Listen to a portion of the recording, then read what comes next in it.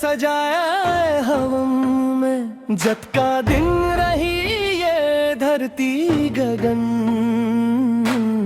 साथ रही वो संगी जन्म जन्म।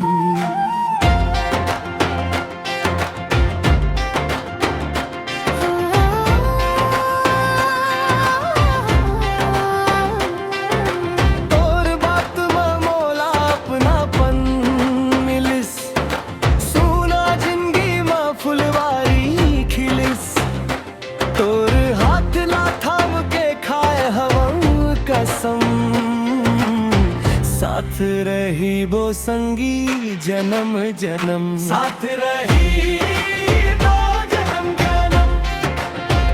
माया के बांधे बंधन, सुख दुख में संग रही वो, नहीं छोड़ वो तोरी यादन।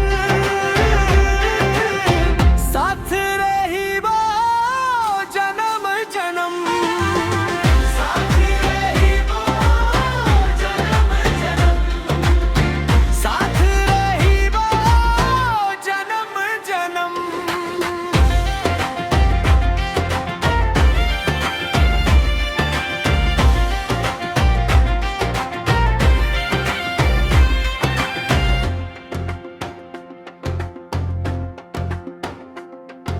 चंदा जैसन चमके तोर मुस्कान, महके महके लागे मोर जहां। तोर बिना मोला कुछ नहीं सुहाए, दिन होवे चाहे अंधियारी रात। फूल जैसन कोमल तोर मन है, मोर सपना के सबसे सुंदर धन है।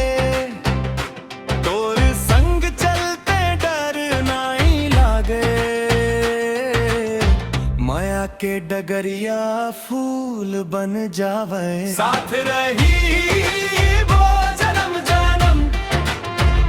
दिल में बस गए तोर संगदम, तोर मोर जोड़ी ला देखे, खुश हो ये सारा आलम। साथ रही वो जन्म जन्म।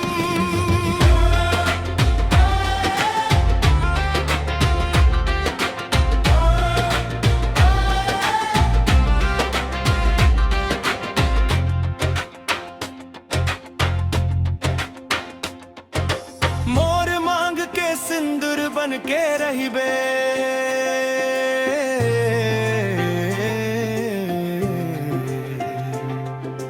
मोर गीत के सुर बन के रही बे।